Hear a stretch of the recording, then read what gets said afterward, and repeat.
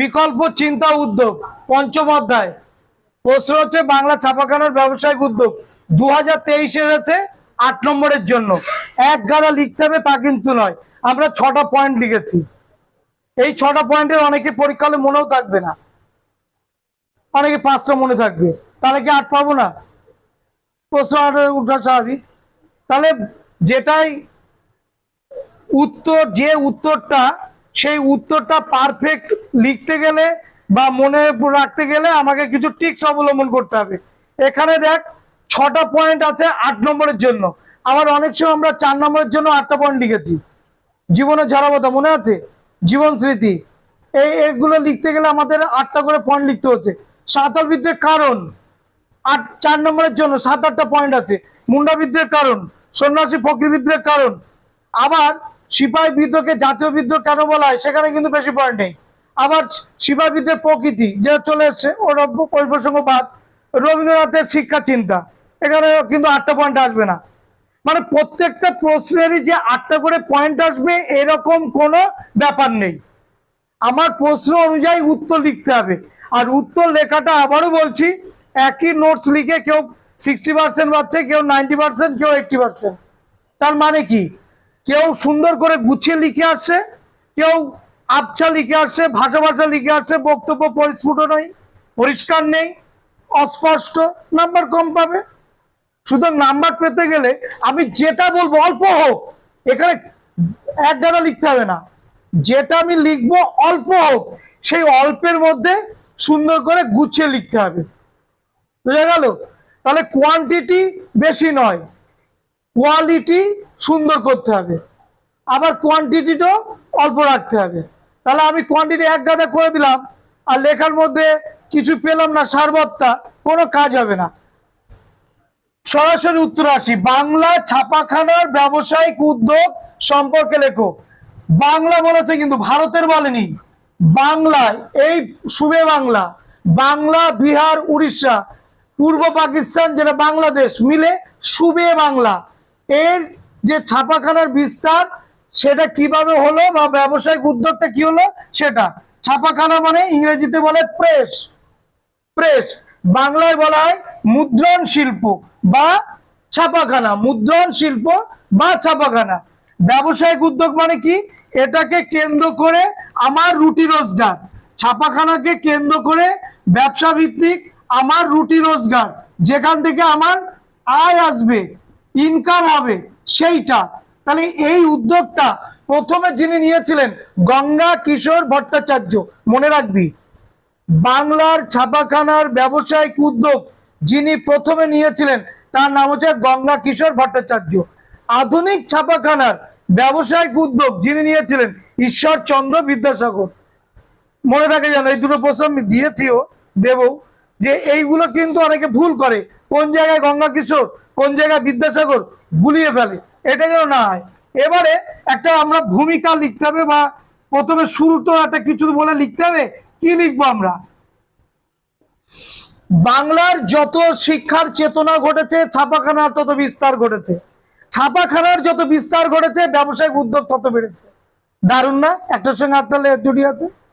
যদি শিক্ষার চেতনা বাড়ে তাহলে বেশি বেশি করে বই লাগবে, আর যদি বেশি বেশি বই লাগে তাহলে বেশি বেশি করে ছাপাতে হবে, আর বেশি বেশি করে ছাপাতে গেলে ছাপাখানা বেশি বেশি করে লাগবে, আর বেশি বেশি করে ছাপাখানা তৈরি হলে কর্মসংস্থান বেশি হবে। কঠিন লাগছে? তাহলে কি লিখবো ভূমিকাতে? 19 শতকে বাংলার শিক্ষার প্রসারের সঙ্গে সঙ্গে ছাপাখানারও প্রসার ঘটতে থাকে বা উদ্যোগ ঘটতে থাকে। এই ছাপাখানার মধ্য দিয়ে স্বয়ংভরতা, আত্মস্বাবলম্বী হওয়া, নিজের পায়ে দাঁড়ানো, বাঙালি ব্যবসায়িক জগতে প্রতিষ্ঠিত পাওয়া ছাপাখানার মধ্য দিয়ে এই উদ্যোগ আমরা লক্ষ্য করতে পারি। এবং 19 শতকে তারই কিছু নিদর্শন আমরা নিম্নে তুলে ধরতে পারি, যে ছাপাখানার উদ্যোগ ব্যবসায়িক দৃষ্টিভঙ্গিকে কতটা এগিয়ে নিয়ে যেতে পারে। আমি এভাবেও উত্তরটা লিখতে পারি, আমার ওখানে যা লেখা আছে সেটা যে লিখতে হবে এরকম কোনো কথা নেই। ক্লিয়ার? এটা অল্প কথায় সুন্দর করে বোঝালাম, আর বেশি কিছু লেখার দরকার নেই। এবার চলে আয় প্রথম পয়েন্ট, 1 নম্বর পয়েন্ট, পাঠ্য পুস্তকের চাহিদা বৃদ্ধি। আমি কি বলেছি? শিক্ষা যত এগোবে তত চাহিদা বাড়বে কিসের? বই। আর যত বইয়ের চাহিদা বাড়বে তাহলে কি করতে হবে? তোকে ছাপাখানা প্রতিষ্ঠা করতে হবে। তাহলে ছাপাখানার সঙ্গে বইয়ের সম্পর্ক, ছাপাখানার সঙ্গে শিক্ষার সম্পর্ক।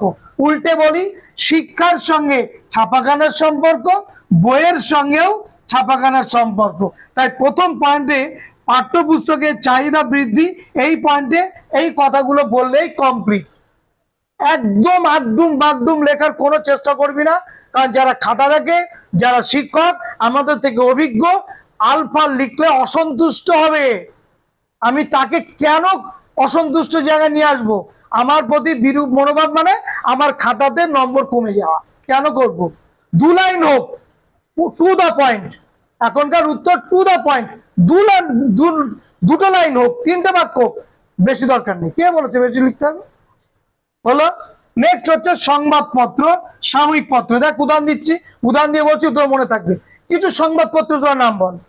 বঙ্গদর্শন হতে পারে, সোমপ্রকাশ হতে পারে, বামদিন হতে পারে, গ্রাম বার্তা হতে পারে, হিন্দু পেট্রিয়ট হতে পারে, অমৃতবাজার হতে পারে, দি হিন্দু হতে পারে, ডন হতে পারে, অনুশীলন সমিতি হতে পারে, সন্ধ্যা হতে পারে, যুগান্তর হতে পারে, আনন্দবাজার হতে পারে, অমৃতবাজার হতে পারে। এই পত্রিকাগুলো যার নাম বললাম, এগুলো কোনোটা সাময়িক, কোনোটা মাসে একবার বেরোতো, কোনোটা 15 দিনে পাক্ষিক, 15 দিনে একবার, কোনোটা 6 মাসে একবার, কোনোটা বছরে একবার বেরোতো। তো এইগুলো তো প্রকাশনা করতে গেলে কিসের দরকার?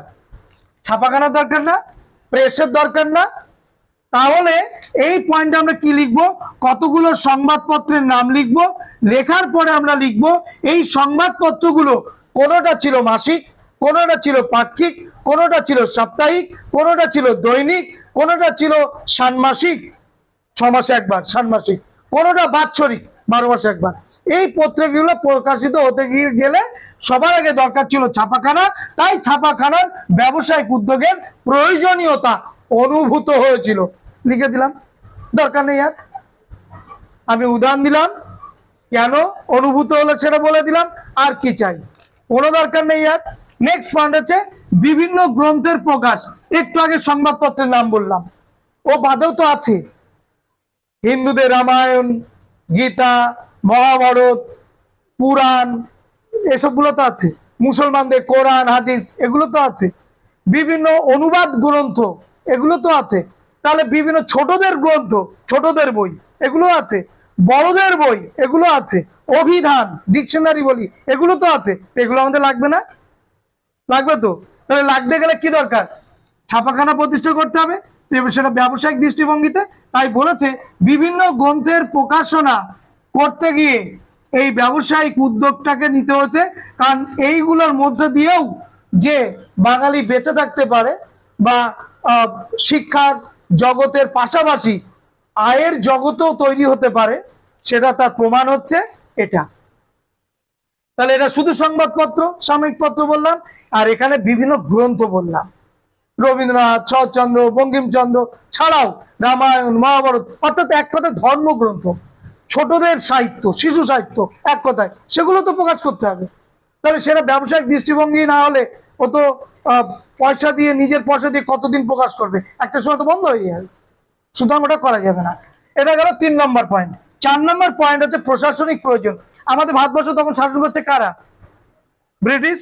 তাহলে ব্রিটিশদের বিভিন্ন বিজ্ঞপ্তি, বিভিন্ন বিল, বিভিন্ন প্রতিবেদন প্রকাশ করতে হয় না? তাহলে কি দরকার আছে? ছাপাখানা দরকার না? তাহলে এটা তো কন্টিনিউ ওদের প্রশাসনিক প্রয়োজনে বিভিন্ন বিল, বিভিন্ন বিজ্ঞপ্তি, বিভিন্ন তাদের সংরক্ষণ করে রাখবার জন্য নথিপত্র দরকার তো প্রতিনিয়ত। তাহলে তোকে ব্যবসায়িক দৃষ্টিভঙ্গিতে তো ছাপাখানা প্রতিষ্ঠা করতে হবে। এ তো আর সেবা দিলে হবে না যে আমার আছে আমি প্রকাশ করলাম, তা তো হয় না। 1 দিন 2 দিন দেওয়া যায়, দীর্ঘদিন তো হয় না, তা প্রচুর খরচ আছে। তাহলে প্রশাসনিক কাজে ব্রিটিশ সরকারের বিভিন্ন দলিল, দস্তাবেজ, তাদের ঘোষণা, তাদের বিভিন্ন প্রশাসনিক কাজকর্ম সংরক্ষণ করা এবং প্রশাসনের কাছ থেকে জনগণকে জানানোর জন্য যে কাগজপত্রের প্রয়োজন ছিল, সেগুলোও কিন্তু ব্যবসায়িক উদ্যোগেই গড়ে উঠেছিল। হয়ে গেল এই পয়েন্ট। নেক্সট পয়েন্ট হচ্ছে পেশা হিসাবে ছাপাখানার ব্যবসা। এতদিন পেশা হিসাবে কেউ নেয়নি। এটাও যে একটা পেশা হতে পারে, কে জানতো ইন্টেরিয়র ডেকোরেশন একটা পেশা হবে? আজ থেকে 20 বছর 30 বছর আগে আমরা জানতাম? কে জানতো বিভিন্ন ল্যাবে টেকনিশিয়ান যারা নেয় সেটা একটা পেশা হতে পারে? কে জানে যে বিউটিশিয়ান কোর্স করলে আমার পেশা হতে পারে, রুটি রোজগার হতে পারে? আমরা আজ থেকে 20-30 বছর আগে এই কোর্সগুলোর নাম জানতাম? সময়ের সঙ্গে সঙ্গে, পৃথিবীর সময়ের সঙ্গে সঙ্গে নিজেকে মেলে ধরতে হয়, ডিমান্ড চলে আসে, ডিমান্ডগুলোকে ফুলফিল করতে হয়। তাহলে এই যে পেশাগুলো আসছে সময় উপযোগী, এই পেশাগুলোকে ধরতে হবে। কেউ যদি বলে আমি ধরবো না, সে মেটার্নিকের মতো হবে, 9-এ পড়ে শেষ, পিছিয়ে যাবে। তাহলে পিছিয়ে গেলে তো হবে না। সময়ের সঙ্গে সঙ্গে আমার টেকনোলজি উন্নত হচ্ছে, আমাকেও উন্নত করতে হবে। এখানে পেশা হিসাবে, আমার রুটি রোজগার হিসাবে যদি ছাপাখানাকে আমি বেছে নিই, আমার ক্ষতি কি? সবাই তো ডাক্তার, ইঞ্জিনিয়ার, বিজ্ঞানী হবে না। কেউ কেউ বৈভব সূর্যবংশীও হবে। কি পাস, যোগ্যতা কি, এডুকেশন কোয়ালিফিকেশন কি? ছাপিয়ে গেছে সারা পৃথিবীটাকে, কাঁপিয়ে দিচ্ছে সারা পৃথিবীটাকে। কি দিয়ে? খেলা দিয়ে। তাহলে শুধুমাত্র তোকে এডুকেশনের মধ্যে দিয়ে পৃথিবীকে ছাপিয়ে দিবি, তোর নিজের নাম যশ খ্যাতি, তা তো নয়। এর বাইরেও তো অনেক কিছু আছে। তুই নাচের মধ্যে দিয়ে হতে পারে, কবিতার মধ্যে দিয়ে হতে পারে, গানের মধ্যে দিয়ে হতে পারে, খেলার মধ্যে দিয়ে হতে পারে। বুঝলি না কি বলতে চাইছি? যে তোকে কে মাথা দিব্যি দিয়েছে ডাক্তার, ইঞ্জিনিয়ার, উকিল হতে হবে? এর বাইরেও এই পেশাটা, এই ছাপাখানার পেশাটাকে তুই যদি গ্রহণ করে ইনকাম করিস, তোর পরিবারও তো চলতে পারে। তাহলে এই চিন্তা ভাবনা বাঙালিদের মধ্যে এসেছিল ওই সময়কালে। আর এই পয়েন্টে আমরা 3 জনের নাম লিখবো যারা আমাদের পথ দেখিয়েছিল। প্রথমে নাম লিখবো যার নাম গঙ্গা কিশোর ভট্টাচার্য। দ্বিতীয় নাম লিখবো কার নাম? শ্রীরামপুর মিশন এবং press, William Carey, William word, Joshua Marshman. তৃতীয় নাম লিখবো যার, তিনি হচ্ছেন ঈশ্বরচন্দ্র বিদ্যাসাগর। ঈশ্বরচন্দ্র বিদ্যাসাগরকে আমরা কি হিসাবে দেখি, কিন্তু তিনিও যে বইয়ের ব্যবসা করলেন, তিনি সংস্কৃত প্রেস স্থাপন করলেন নিজের টাকায়, সংস্কৃত প্রেস ডিপোজিটরি বলে আর একটা প্রেস করলেন নিজের টাকায়, আমরা পড়ে এসেছি না? তাহলে তিনি কি শুধু আমাদের শিক্ষার দিকে ধ্রুবতারা হয়ে আছেন? তা নয়, তিনি উজ্জ্বল জ্যোতিষ্ক হিসাবে ছাপাখানার বিকাশের দিকেও তিনি উজ্জ্বল ধ্রুবতারা হয়ে আছেন। তাহলে দেখো যে নিজে বই লিখছেন, নিজে এত বড় বিদগ্ধ মানুষ, সেই মানুষটিও কিন্তু ছাপাখানার এই ব্যবসার সঙ্গে নিজেকে জড়িয়ে দিলেন এবং প্রচুর পয়সাও তার ইনকাম হলো। নিজেই যে স্কুলগুলো চালাতো, তোরা শুনলে অবাক হবি, 35টা স্কুল নিজে চালাতেন উনি। স্কুল তৈরি করেছেন 120টার ওপরে, কিন্তু 35টা স্কুল নিজের পকেটের টাকা দিয়ে তিনি চালাতেন। ইনকাম সোর্স কি? ইনকাম সোর্স কি?